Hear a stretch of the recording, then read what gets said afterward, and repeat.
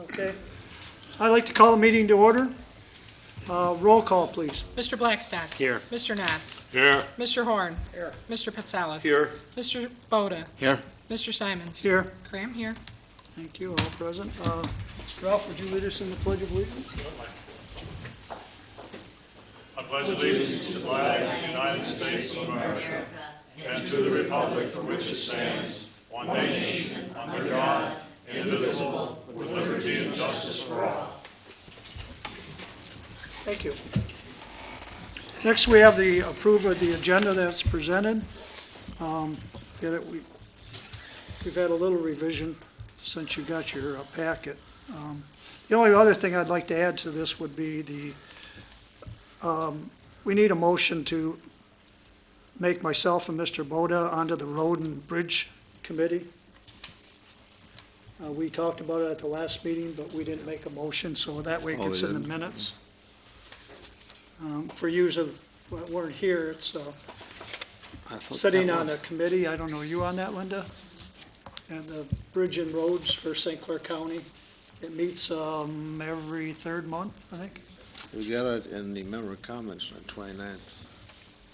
Yeah, but they wanted to get it into the other part of a motion, so. So is this number 3 for new business? Yeah, could we just put it in there? They asked if we would get it. So that's all the additions or deletions I have. Does anybody else have anything else? Hearing none, a motion to accept the agenda then as amended. I'll make that motion. I'll second. It's been moved and seconded that we approve the agenda as amended. Any further discussion? Hearing none, all in favor signify by saying aye. Aye. Opposed? Motion carries.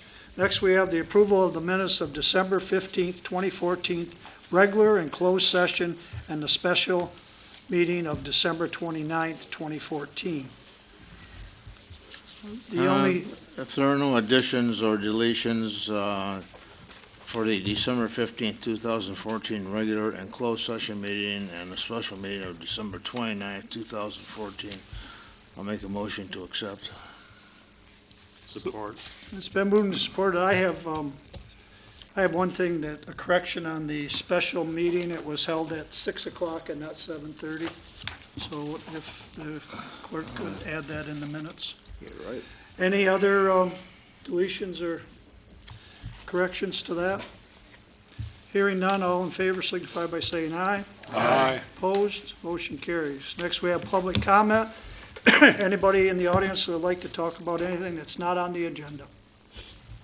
All right, hearing none. Moving on to the consent agenda, we have C1, the November, December 2014 Planning Commission minutes. C2, the November, December 2014 Park Commission minutes. And C3, St. Clair County Sheriff Department Quarterly Report. We have the undersheriff here. Would you like to present anything? Thank you for having me again. I'm wondering if since China Township Board is here also, we could take care of their group. No? Okay. Well, I'll see you next month then. I trust that you all received a copy of the report, or it would be the year end up and through December 28th of 14. And I'm here for any questions, as well as Deputy Fajardo, if there are any questions for anybody, from anybody tonight. I mean, it looks like it's pretty consistent. I mean, Things have been consistent. I had a chance to talk to Deputy Fajardo just out in the hallway a little bit, and he said things have been pretty quiet. We have had a string of B&Es. Fortunately, we were able to make an arrest. We executed a couple different search warrants, as well as the City of St. Clair executed a search warrant, and we made a couple arrests in some B&Es that were going on around here in China, East China, and City of St. Clair, and St. Clair Township as well. So hopefully that'll stop that for a little while until the next joker decides to jump up and take his place. yeah, I don't see anything that's jumping out at me. I read it through. Anybody have any questions that they'd like to ask the undersheriff? I think they're doing a good job. Appreciate the good work. Thank you very much. We appreciate it. Yeah, Okay, I second that. great. Yeah, Thank you. thank you, Larry. All right. Good night. Thank you, gentlemen. So anybody have anything else on that consent agenda discussion? No, I'll make a motion that we accept the consent agenda as presented. All right, we have a motion. Do we have a second? I'll support.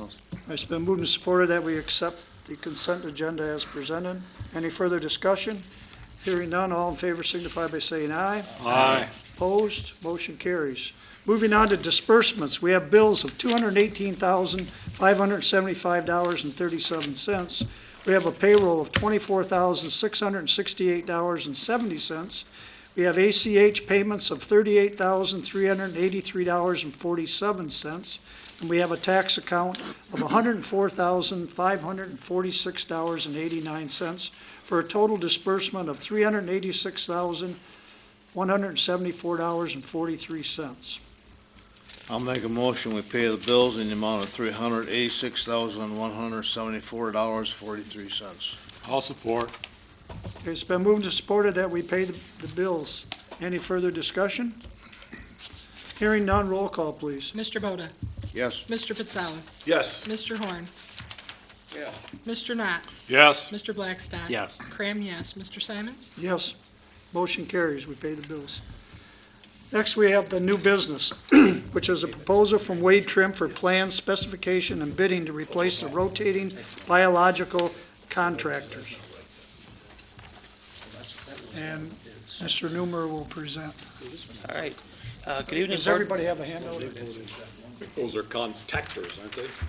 Pardon? Aren't those contactors and not Well, maybe just contractors? contact. Yes, I yes. thought so. The contractors fix them. The contactors are what treats the sewage, yes. Thank you, board members, for an opportunity to speak to you. And it's fortunate that we can get most of the China board here this evening as well, so everybody can get the same story. This works out well. As you know, we recently had a failure out at the wastewater plant where one of the RBCs, rotating biological contactors, failed. Those are large circular discs. They're made up of plastic media that grow bacteria. Bacteria rotates through, getting wet and then dry and then wet and then dry. And as the bacteria then helps to break down the sewage and is part of the biological treatment of the plant. The plant currently has 5 biological treatment RBCs in service. One of them is now broken, so there's 4 left. This is a technology that was popular when the plant was initially built in the 70s into the early 80s. RBCs were pretty popular. Shortly after that, as they got into service, people started realizing that they were having problems with them because if they became unbalanced, they would tend to lope or swing a little bit, and you would get the shafts in the middle, the steel shaft that holds up the plastic media, you would get shafts breaking. So a lot of the RBCs that were put into service in the late 70s, early 80s have been systematically replaced with different technologies. I'll throw out a kudos to the plant operations staff. Your staff has done an excellent job of operating and maintaining this equipment. These RBCs have been in service for over 33 years now, and you haven't had a failure. And that's phenomenal. And that has a lot to do with how they're operated and how they're taken care of by the staff. But eventually, all things do wear out, and you did have one that had a failure in it. When these RBCs fail, there's 2 typical types of failures that we see. One is if we get the bearings at the end of the shaft, if one of the bearings seizes up, the shaft will snap because the bearings are bad. The other typical failure that we see is that we get metal fatigue in the shaft over 30 years of turning and working. It just fatigues and then breaks. In this case, what we're seeing is a fatigue failure in the shaft. And that's of concern to us because that shaft has seen the same amount of operation, the same amount of years as the 4 remaining shafts. So it's reasonable to assume anyway that the other shafts may be in a similar condition. So they may be close to experiencing a fatigue failure as well. When we look at the plant, we look at the capacity of the plant and how it operates. There are certain redundancies and kind of extra safeguards built into the process of the plant because should we get a failure there, it's a catastrophic failure. You would be in violation of your state discharge permit. You would not be meeting your treatment limits for the plant. and you would be discharging effluent into the river that's not up to state standards. So it's pretty important, and that's, I said, why we kind of build in some of these redundancies and safeguards into the process. And I guess if I was going to make an analogy to this, it's kind of like having 5 tires in your car. You got the 4 plus the spare tire. Well, we've got one that's gone now. We're running on our spare tire. And that's fine. It gets us from here to there. We can't go real fast with it. And should we have another instance, should we have another failure or something, we wouldn't have anything to replace it with. We're also in a position right now where, like I said, the plant is operating on the 4 RBCs that you have, but we can't take any of them down for maintenance or service or anything like that because we don't have that redundancy anymore. We don't have that 5th one. So that's kind of the bringing us up to speed on where we are, what happened at the plant, and kind of where we are. The report that I put together kind of starts a few years back in the past, because in 2010, 2011, we did an analysis of the plant, went out and took a look at what needed to be done overall. And we created 3 levels of priority. Priority 1, which was high priority items that needed to be done pretty much right away.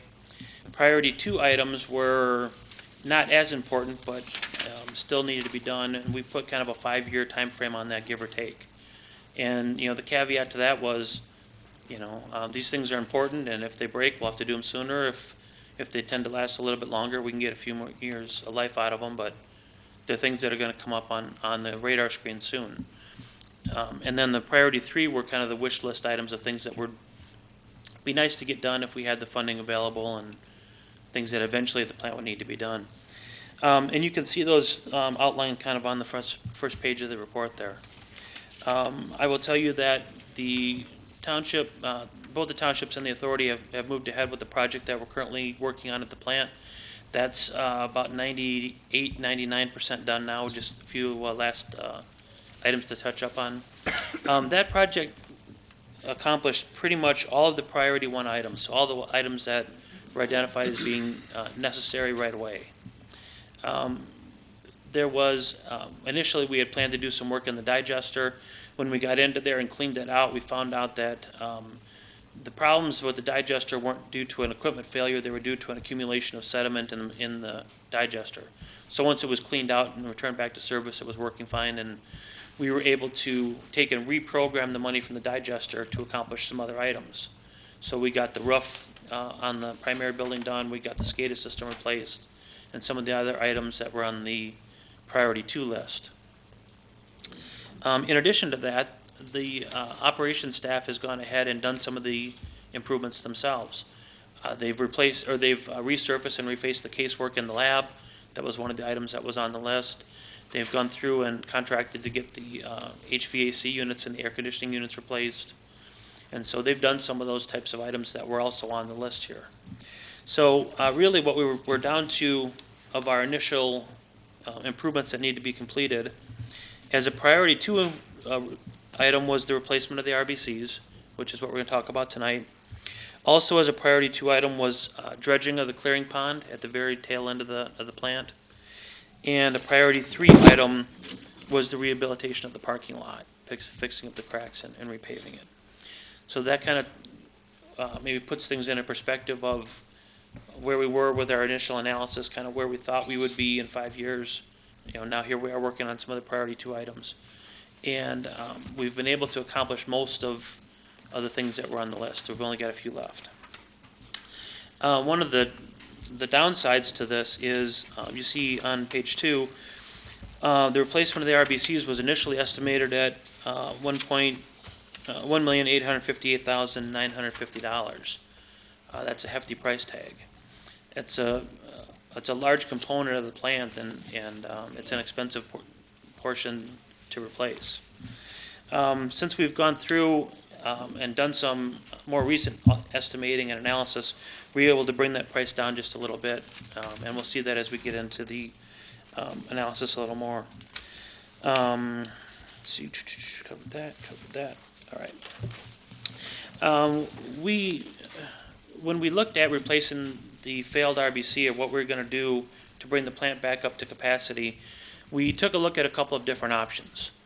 One option is you can do like a lot of the other plants did in the recently with their RBCs and replace that technology with something different. In this case, that would be in the form of a trickling filter. Trickling filter is the same kind of a process, but it has fewer moving parts. Rather than taking the plastic media with the bacteria and rotating it through the water in the plant, we take that same plastic material, we stack it up into a tank, like a large tank. And then we take and we distribute the wastewater on top of it. The wastewater kind of trickles down through the filter, and the bacteria on the media takes and breaks down the material. It's the same process as in the RBC. It's just a different way of doing it. There are a couple advantages to this process. One of which is that we could build the new trickling filter offline in the plant. So essentially, the plant could continue running as it is. We could build the whole new unit, get it ready for service, and then just switch it over.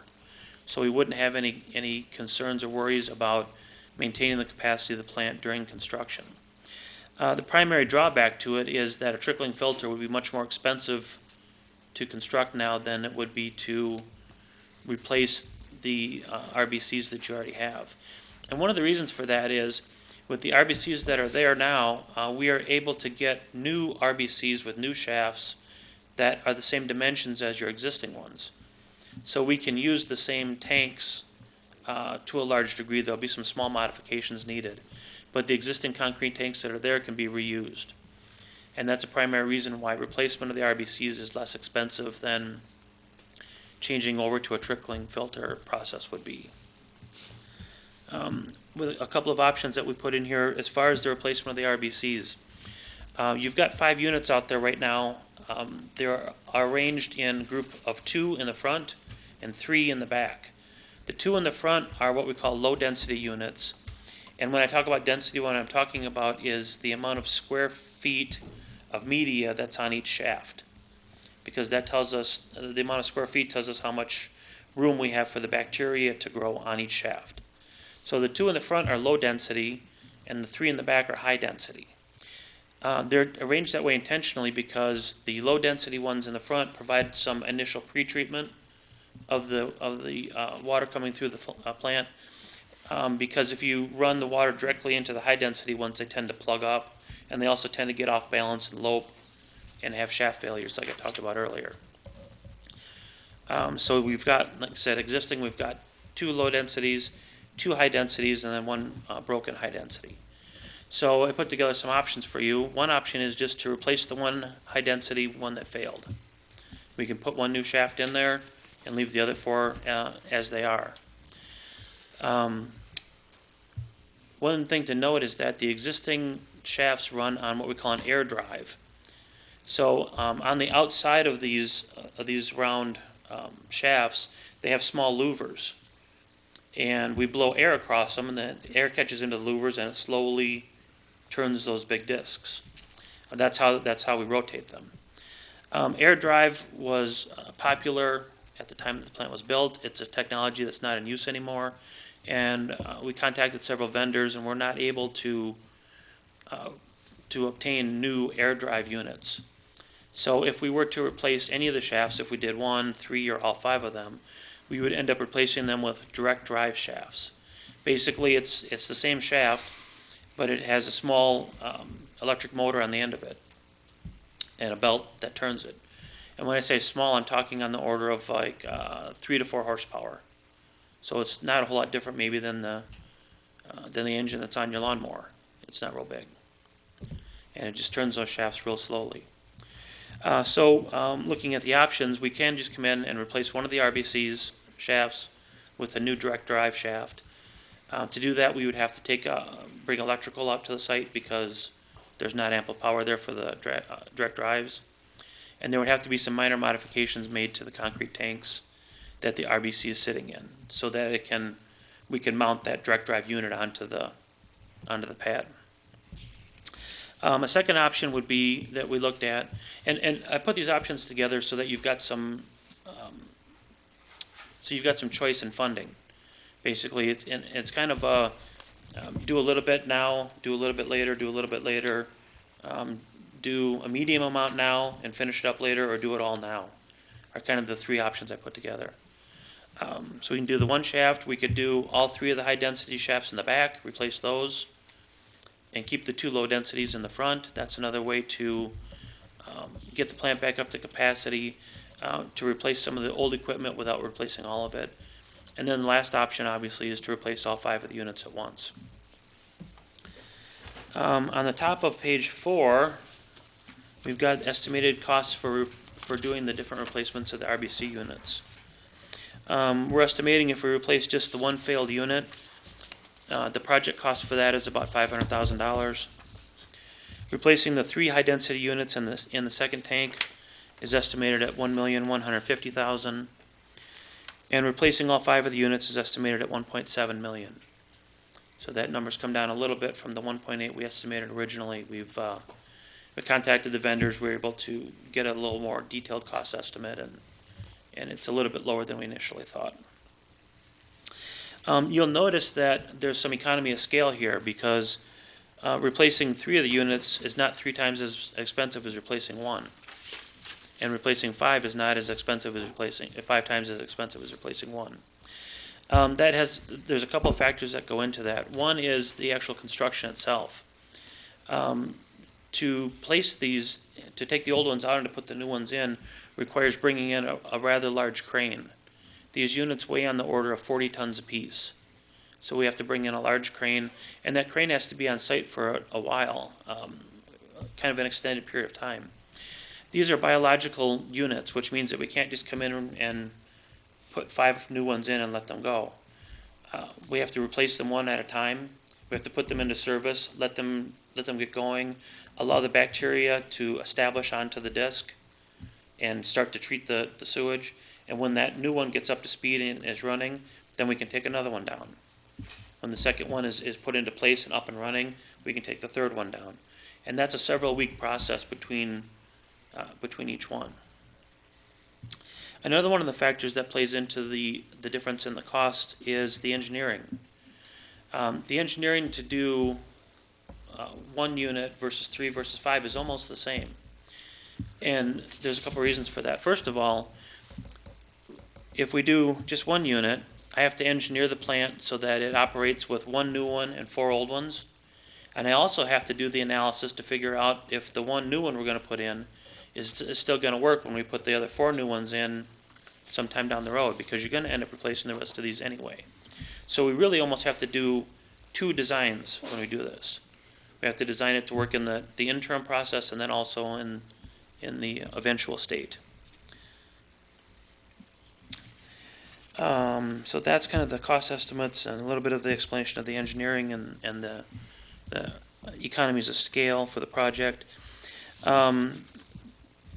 East China Township has a couple of different funding options to fund their portions of this project. And I know that China Township would have some options too that they could talk about what they wanted to do.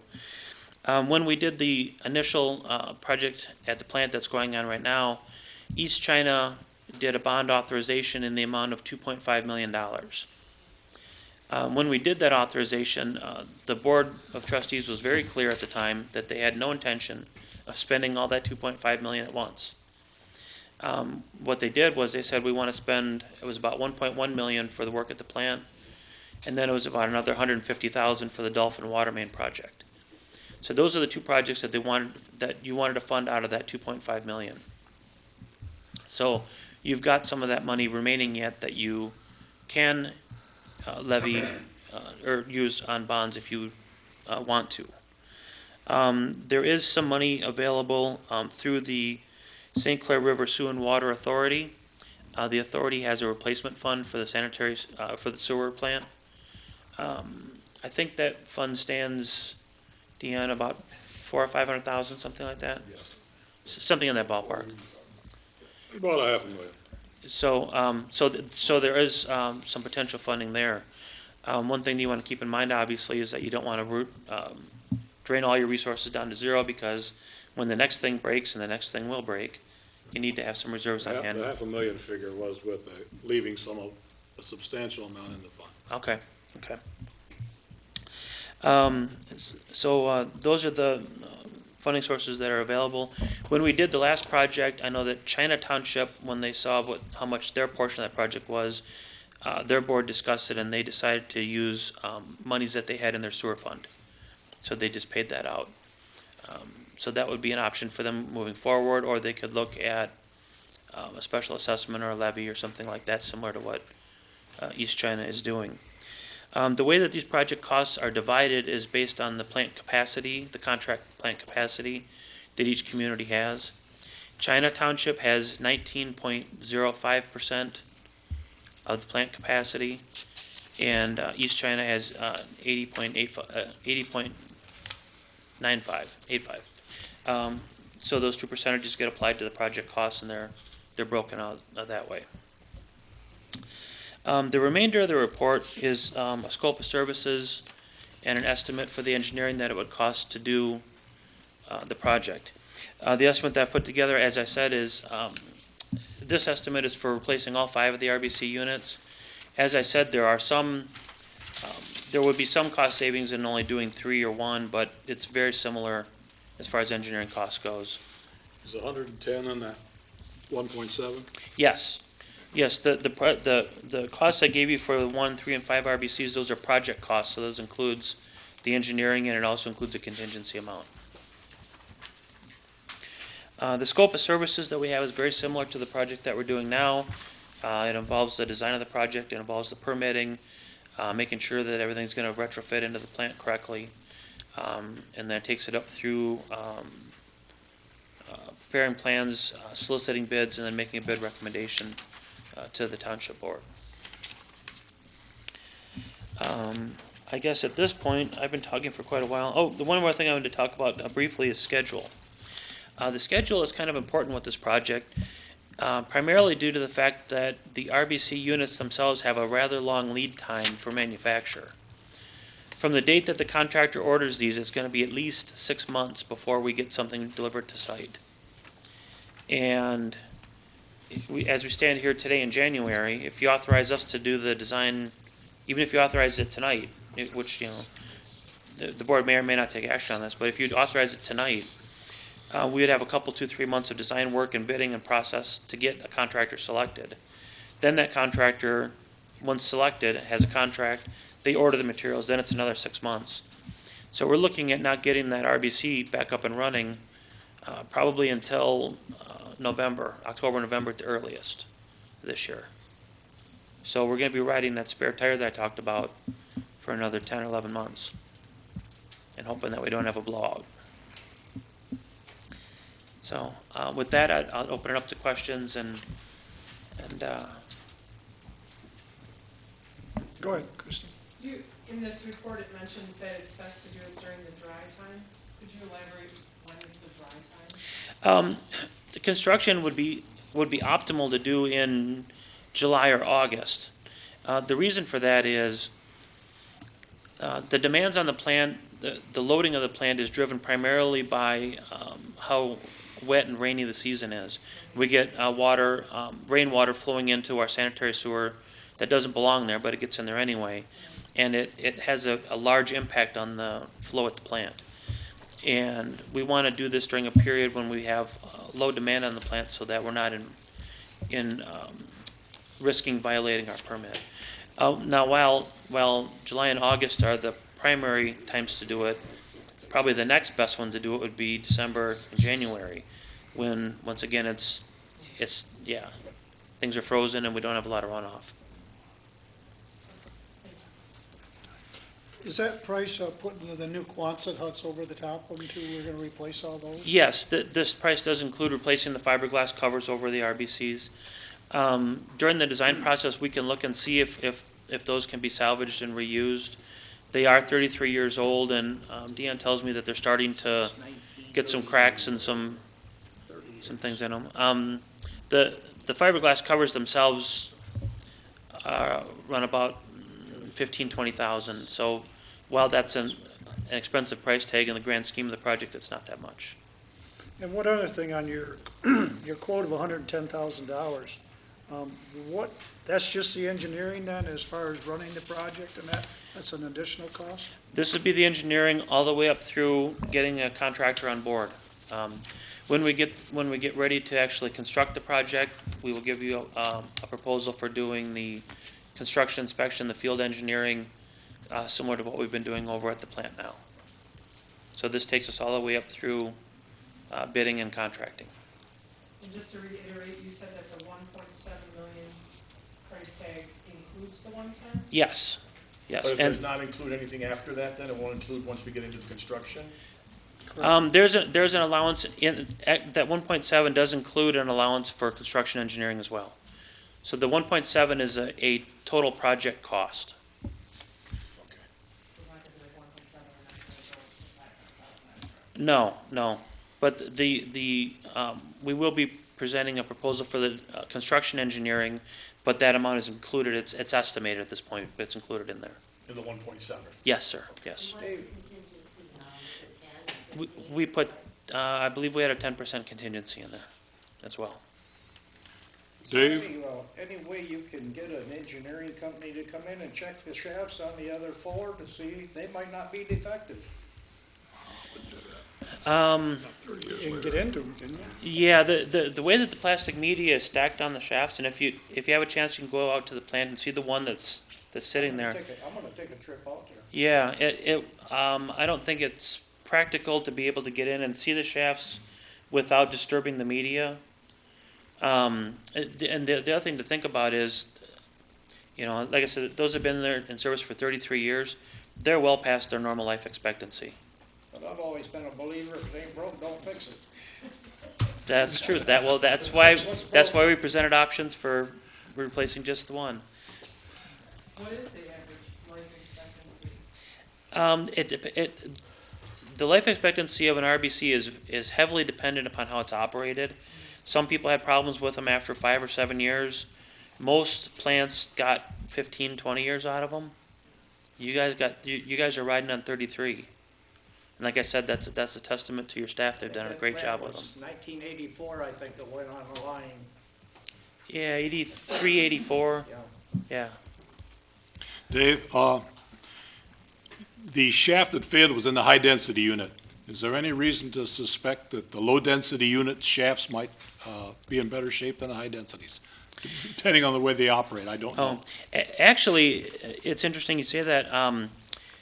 If I would have predicted which one would have broken first, I would have said either the lead shaft in the low-density tank or the lead shaft in the high-density tank. Turns out the one that broke was the furthest one back in the process. Those It's are the ones that the are very back impacted one. first by the stream. Yeah, so Okay. the first ones up front are, I would say, are probably more likely to fail than the one that actually did. If you would replace them, you were talking about replacing them one at a time, and you have to leave them in for, well, the bacteria have to grow on them, that's the reason. Can you replace like one low and one high, since there's another one in that same tank, and as a pair, rather than doing 5 sequential, do 2, 2, 1? Something like that. It cut down the crane costs is what I'm thinking. Yeah, I don't think we can. Pretty much 4 operating shafts is the minimum that you need right now to comply with your permit. I see, because that's right, while 2 of them are in there, and they wouldn't be doing anything, Right. they'd just be spinning. Yeah. Okay, thank you. Dave, is that 1.7, does that include getting rid of these old ones? Because Yes. my God, they're monsters. I mean, how Yes, do it we get rid does. of them? Yeah, we've included demolition on that. Likely what'll happen is the contractor will cut all the plastic media off of them, haul that off to a landfill, and then salvage the steel shaft. Because they're like 14 feet around or something, aren't they? They're Yeah, but They're- they're mostly plastic. they're 12 foot in diameter, 25 feet Mostly long. plastic. Yeah, but They they're just real crush- dense. I mean, they're They just- full of Yeah, they're, dirt and mud and, They just crush those suckers. Talk about what they're Yep. full of. yeah, they're full of it. one more thing I wanted to mention is, and I did have it in the report, I just was thinking about it. The RBC technology is a technology that's evolved over time.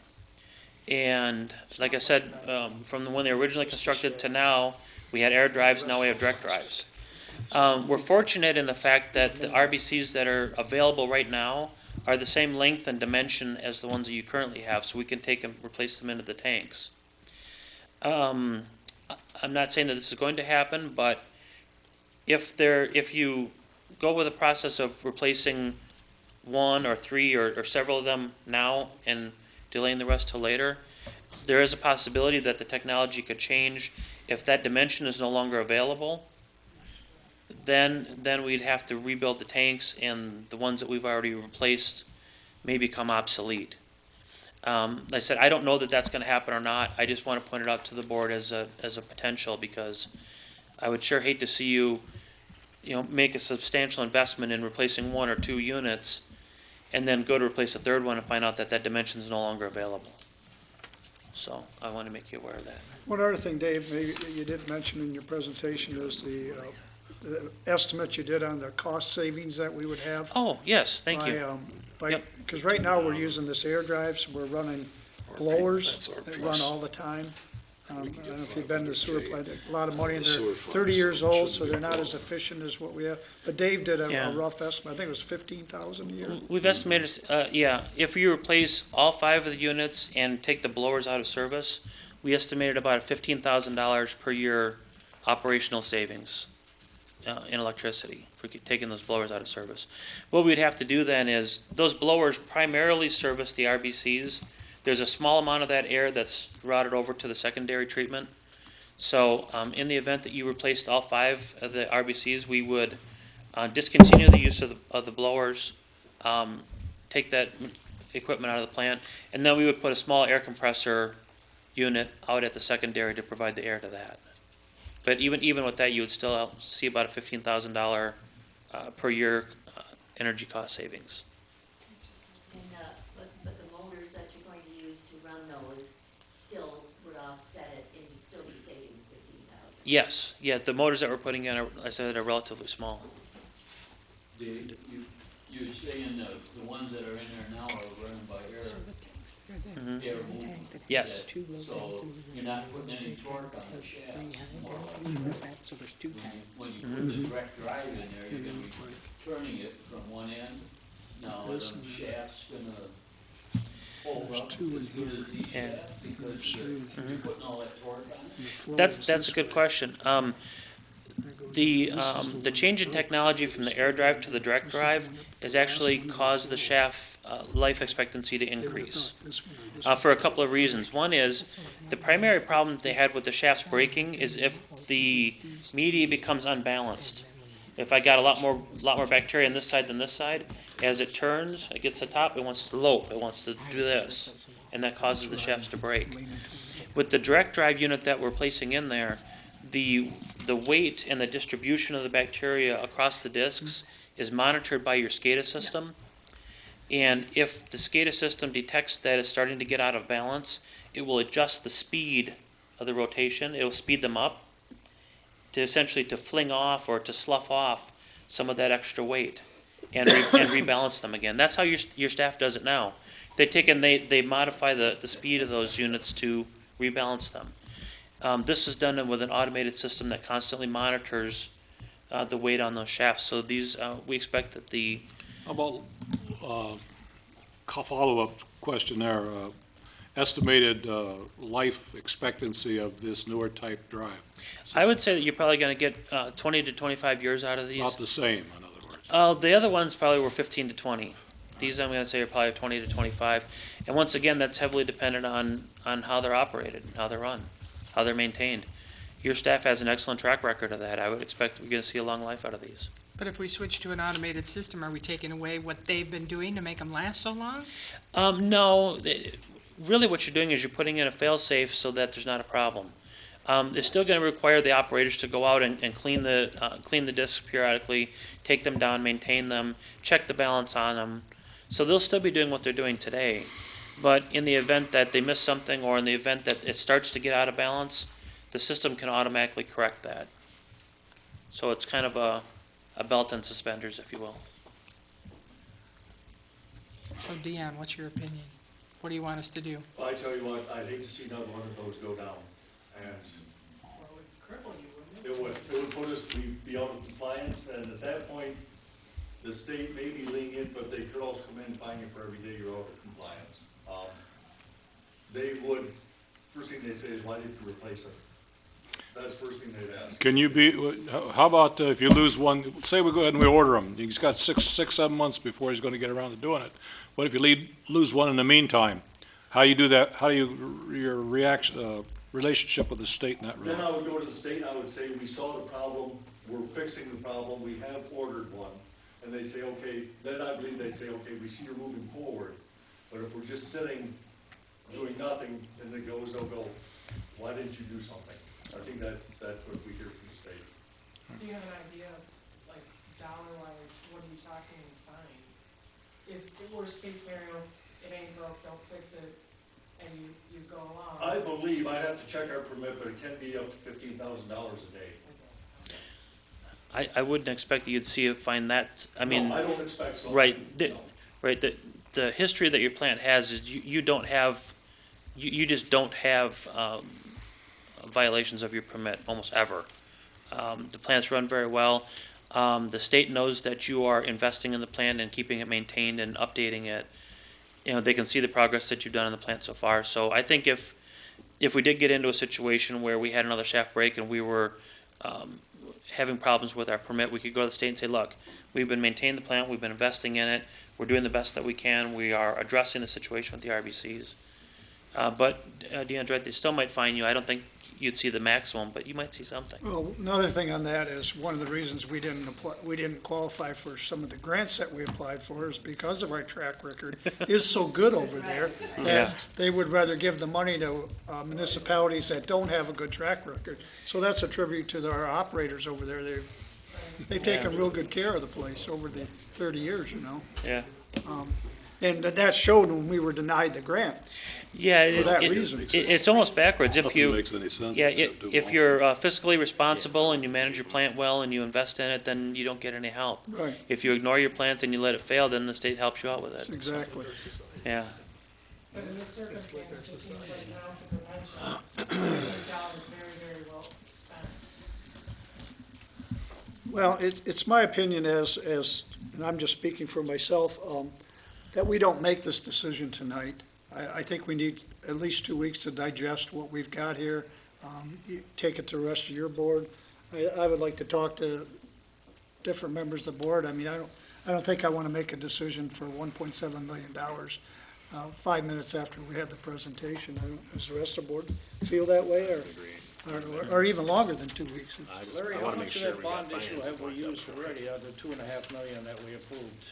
Well, we haven't taken only the 1.1, but then we also took another bond from North Star for 400, you know, to do that water line and, Yeah, we fixed the water line and. Yeah. That's worth about 1.5. yeah. So we have of that, probably about $1 million. And there's still money from the water and sewer department. Maybe you guys can, Bob and I just did a quick, as far as East China is concerned, we have sufficient money to meet, and a little bit more, to meet the estimate that he's talking about for replacing all 5 of them. right. And the thing- If we want to do it. And that sewer Money's fund money, available. how is that put in there? That's put in there by the users, or No, by the, It's put in the fund not put in for by the 20 repair and of the things in the 80%? plant. I don't see any problem with using it. We would use it as a proportion, you know, whatever your portion is and our portion would cut down our Yeah, it'd our be final split bill. the same way, it'd be split in the same way, yeah. And I think that can all be worked out as a numbers game, I guess. Right. You know, The- Yeah, The whatever- split Whatever on- comes out of that would be 20% Yeah. against Yeah. China and 80% against. If you're gonna do the, replace all 5, the 1.7 million, it would be 1,360,000 for East China, and then, the 340,000 for China. It would be the 80-20 split roughly. And then if you used any of the authority money, that would, like you said, that would probably just come out right off the top. You didn't include the wage trim discount for doing all 5? You didn't hear nothing about that? Yeah. Yeah, I forgot about that. That's a standard. I've got one, we're sure that the tanks are in good condition. The tanks are gonna be in good condition, yeah. Deanne, you can speak to that, because you've taken them down. We take them down every 2 years, and go in and clean them out, Right. inspect them, and, never an issue with any of the tanks. The tanks themselves are in great shape. They're concrete, aren't they? They're concrete, and most of the tank is underwater all the time, and if they're submerged, they tend to stay in real good condition. We found that in the rest of the concrete and the other portions of the plant too that we did, in the primaries and secondaries. Yeah, whatever concrete they used 30 years ago is pretty good. Huh. I've been out there looking at it. Looks like They're we not have getting any of enough the crumbling then crap set like you get in aside some that we places. could, go It ahead really and looks replace pretty all good. of them. I believe you do. I believe you do. What is your recommendation? Well, my technical recommendation, funding aside, because it's not my money, it's your money, my technical recommendation is, I think you should do at least 3 now, or all 5. All 5 is more cost-effective on a per-unit basis. I think if you replace one, you're gonna have another one break, and you're gonna be back in the same position. Yeah, you're gonna be back in the same position with another 6 months lead time out, so, just from the standpoint of not risking having any violations on your permit, I would do at least 3, but I would recommend 5. So you'd rather do the 5 RBCs rather than a trickling filler, Yes, filtered side? yes. Well, and you mentioned too that there was a discount per se, if you did them all at the same time with the crane costs and the engineering. Yes. Yeah, they're less expensive on a per unit basis, yes. Mhm. And if you're gonna do 3 and 2, I'm assuming you would do 3, the high densities, and then the other 2? You wouldn't split between the tanks with the whole issue of if they're not gonna be the same size later, you don't want one in one tank that's not gonna fit and one in the other tank that's not gonna fit. You're Yeah, gonna want- yes, the recommendation, if you decide to do 3, would be to do the back 3, the high densities, and leave the low densities alone. The ones that are deteriorating. Yes, yes. So where's all the money in this, Dave? Is it in the actual RBC, the rotating unit? Is that where our big expense is? It's not in the installation, is it? I mean, we don't have to do that much It's, adopting to get that in there, do we? it's in the purchase of the units themselves. It is in the installation.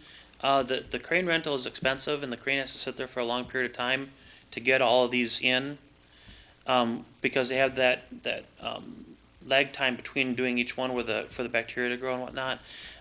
There's expense in bringing power out there to power the new motors. There's expense, and there is some modification that we have to do to the tanks in order to mount the new direct drive motors onto them.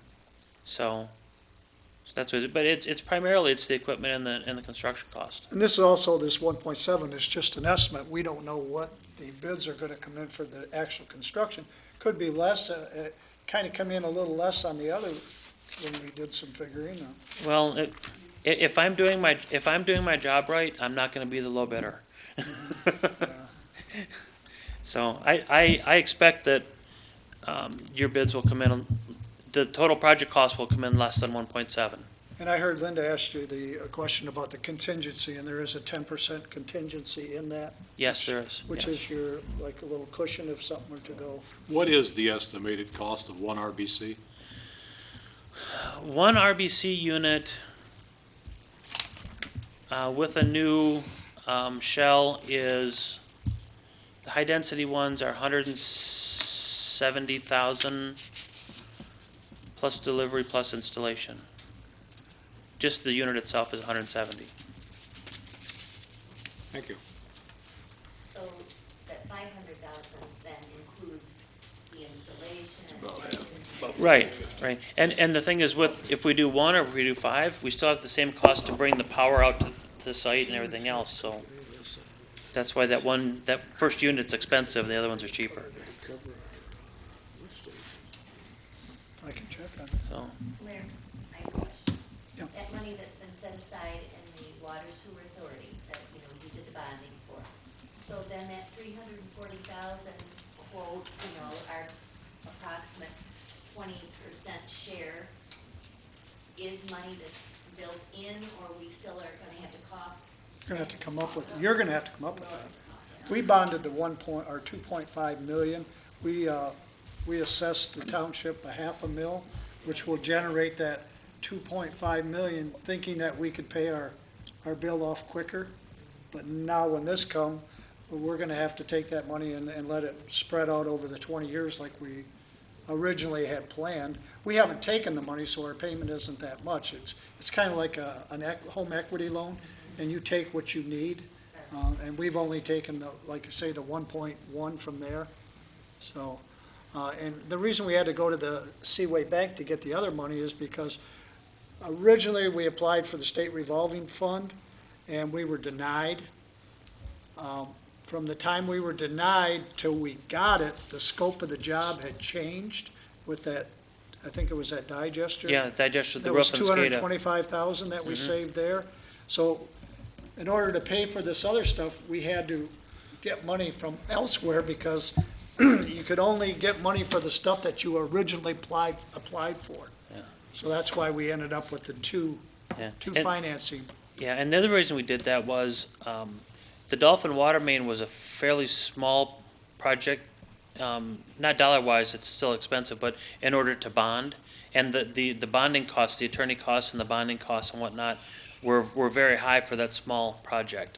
Right. So it would have cost the township a lot of money to issue a $150,000 or $200,000 bond. Maybe we were fortunate in the first go-around that we could take that and use that cash and do it, but it probably will be a totally different story coming around this time. Right. because it's But I mean, we went out for that other money, we went out in the open market for the bonds, and the difference was only 1%. I mean, I think our state revolving fund is like 2.2%, and I think we got it through Seaway for 3.1 or something like that, on the Dave? municipal bonds, so. I know they're kind of counting their chickens, but if we use the money out of the sewer fund, we take that off the top. Right. So it's a $1.7 million project, but we knock 500 off of it by using the money we already have available, and then you split the remainder 80-20, right? Yeah, then yours would only be I- 200 and some thousand. Yeah, That's all it would do. Yeah, I don't know if there's a You would be written splitting the policy. remainder, because we would take that off the top, because we've both already contributed to that fund. Right, yeah, I don't know if there's a written policy on how that money's used, but that certainly makes sense to me that Yeah, okay, that's the what I- authority money at would least come that's off the what top. I I was checked with Sharon a little bit on that, on how that money is put in. It wouldn't be distributed at the 2080, I'm just rounding the No, numbers. Yeah. we'd pay the whole thing off the top. Whatever's left over, we have to split then up, you because split we Yeah. already, both townships have already contributed to the Right. money that's in the water and That makes more sense, because otherwise it's like you're double dipping. Yeah, yeah, Right, no, we wouldn't be doing The that. money no. that's in the fund right now has already been split, so. it's already, yeah, it's been accumulated through the billings of all the people over the years. Mm-hmm. We have, there was an amount set aside in each bill for repairs to the water plant, repairs to the sewer plant. And I agree Sewer with fund's Ralph. got I some think money we in should it. be spending that money rather than get the .2 Yeah. percent that we're getting on the bank, having that money there, or .05. In some cases, that's all we're I getting. mean, we're gonna have to talk about how much we want to keep back, but I think we've got at least $500,000. Right. Okay. So, but I think the financing is something that maybe I can get a little bit of a handle on it in the next 2 weeks and find out for the next meeting, some options that we have to do. Maybe we take some out of savings, more out of savings on our end, plus the sewer fund money, and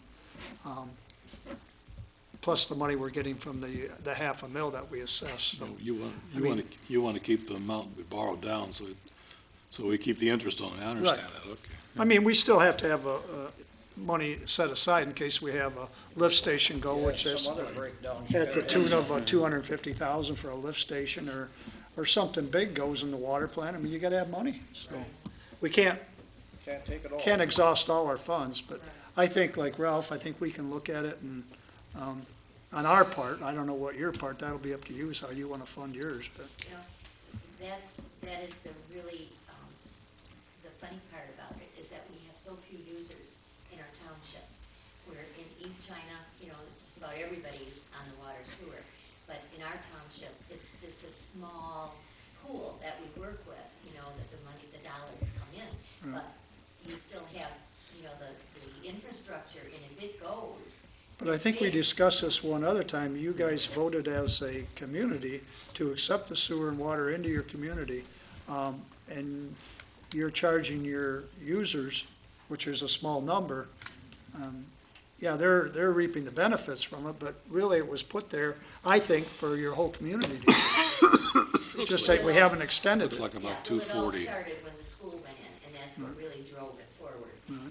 But since that time, there has not been that much growth. Right. And, it just costs a lot of money, to try to run up Their and down piece is all the gonna be roads. about Oh, yeah. We're not densely populated enough to do that, so. Right. Yeah, I don't know. I mean, how you, that'll be up to your creative funding, how you're gonna do that. So does anybody else have any more questions for Dave? Everybody, Maybe all the steel they take out of there will get taken, unless a contractor gets it, maybe we can get it and take it to a scrapper and get some money, I don't know. We can write the contract any way you'd want. If you want to say that, if we want to require the contractor to strip the plastic media off and leave the steel there, we can have them do that. It's kind of a joke. Yeah. I don't know if, we're not talking that much weight in those. They're all plastic, aren't they? I mean, other than the shaft itself. The shaft itself is About 8-inch shaft, isn't that what? 8-inch, 10-inch? I think it's bigger than that. I couldn't tell you. Yeah, I We think, tried tearing one apart and, Yeah, I know you Yeah. did with a Sawzall, wasn't it? yep, gave up on that. I mean, it's like a When nightmare. when you picked it up, what did it weigh? The plastic don't weigh nothing. Well, the was thing was, full, when though. they picked it up, it was still wet. Okay, There was a lot of weight in the water. that's right. So All it was right, still wet. Yeah, East. everybody that wants to go over and look at the thing, it's laying behind the sewer plate. You can drive in. Not yes. this week, it was too cold. Yeah. Last week, I'd rather smell it. You'll be happy to point it out, right? Yeah. You're not gonna take them out there. So you can see it from the window. actually, you can see it from the I've parking been out lot. there. It's It's an big. interesting Yeah. thing to look at, yeah. Yeah. So with that, I guess if nobody else has any question, anybody from China or Jerry? you have any? Well, I'd like to make a motion in that we table decisions on item number 1 till the future meeting. I'll support. Okay, it's been moved and supported that we table this until the future meeting. Any further discussion? Hearing none. All in favor signify by saying aye. Aye. Opposed? Motion carries. Mr. Next, we Supervisor? have, If I could make a suggestion, if any questions or things come up in the next couple of weeks, maybe if everybody could just route those to the supervisors and they could get them to me. Okay. I'll try to address those as they come up. Okay? Okay. Thanks, Dave. thank you. Any questions? It's up to me. Next, we have, under new business item number 2, the 2015 IRS millage rate of 57.5 cents per mile. I guess we have to make a motion to adopt that,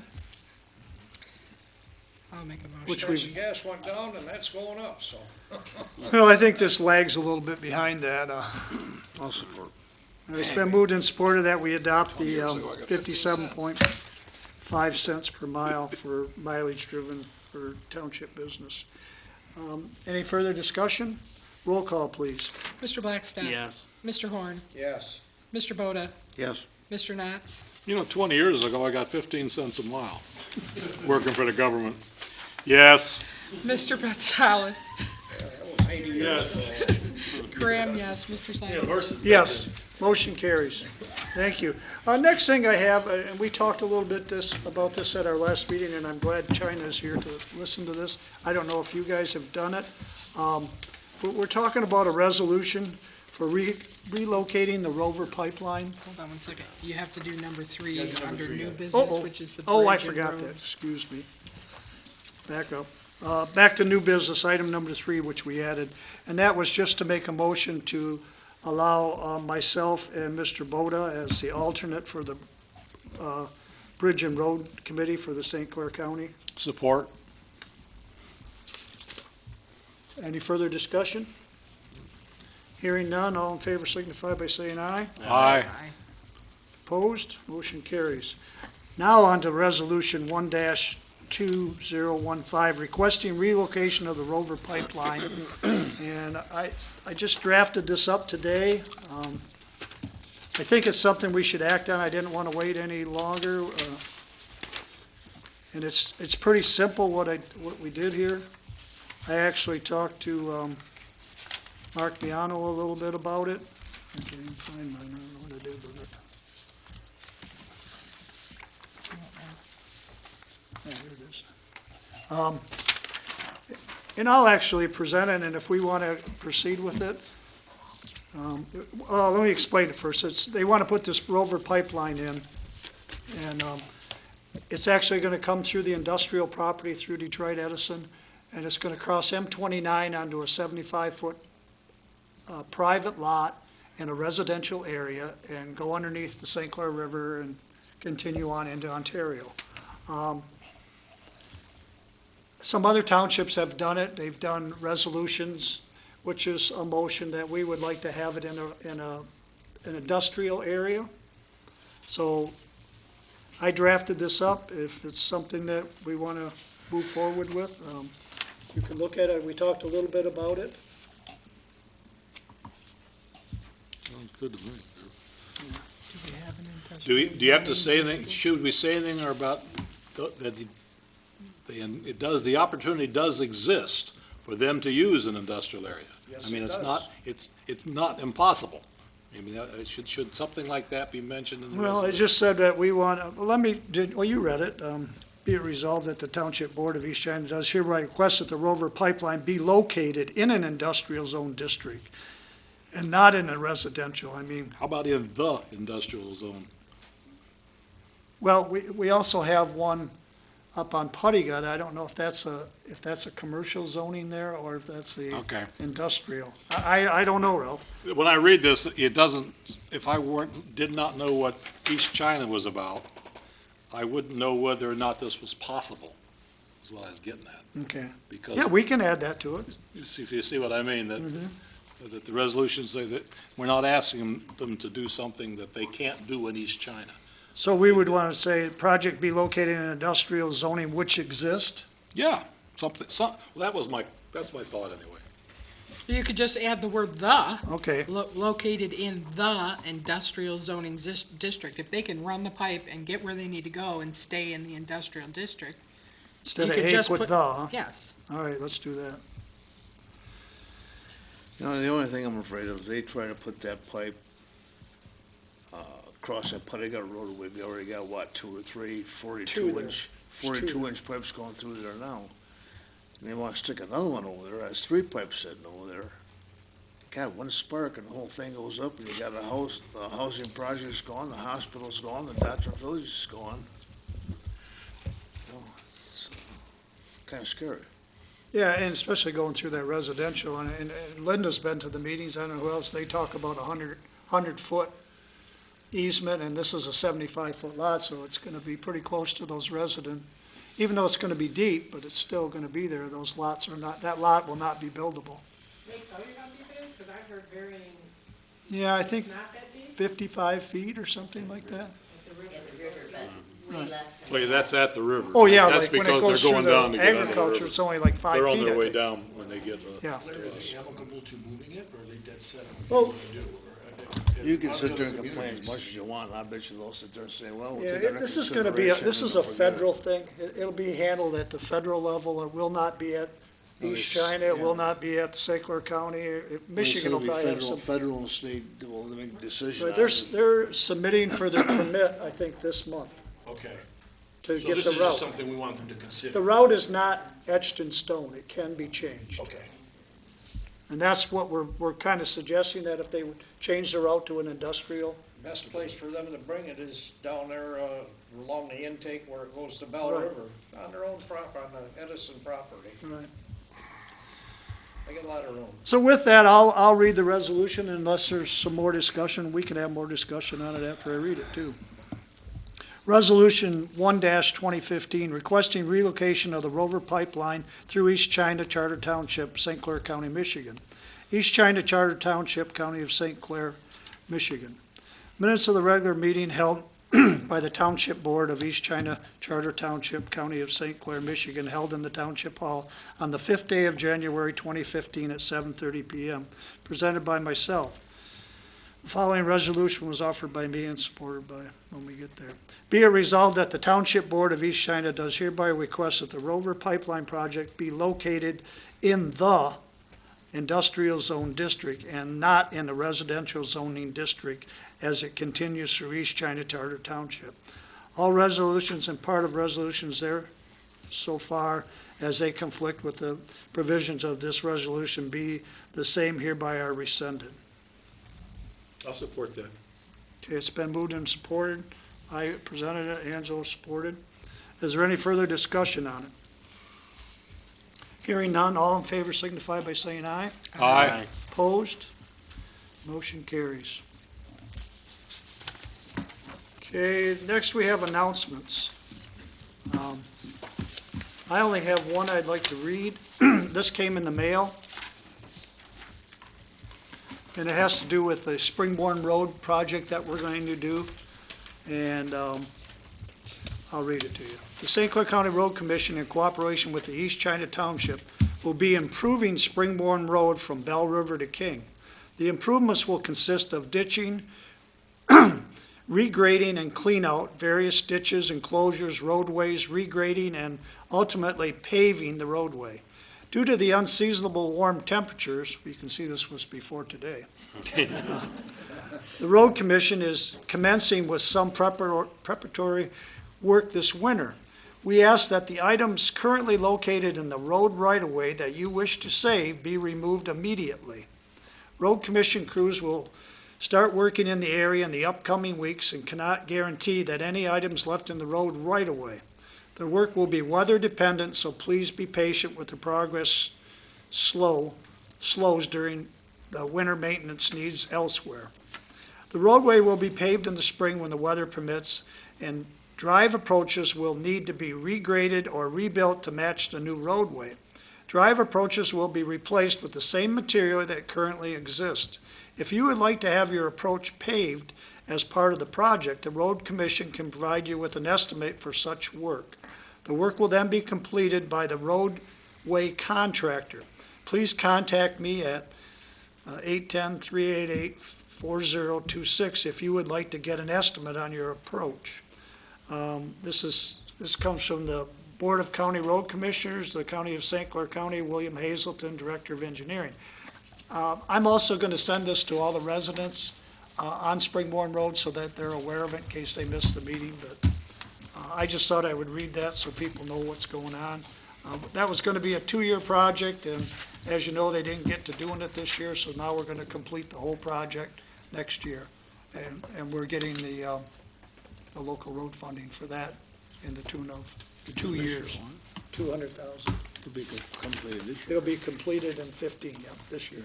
Yeah. And with that, that's all the announcements I have. Member comments? Mr. Horn. I have none tonight. Mr. Pasales? I don't have anything this evening. Mr. Boda? I have none, thank you. Mr. Graham? I'm all good. Mr. Blackstone? Nothing, thank you. I have nothing this evening. Oh, my gosh. Hooray. I can't be the only one, can I? Yes, you've been the only one before. I have nothing. Wow, really? Yeah, I don't. I think that's a first. Yeah, That's a first. Clean slate. We were saving all that time for you. Yeah. Okay, with that, I guess a motion to adjourn would be in order. I'll make a motion, we adjourn at 8:38. I'll support. Okay, it's been moved and supported that we adjourn at 8:38. Any further discussion? Hearing none, all in favor signify by saying aye. Aye. Opposed? We are adjourned. Thank you.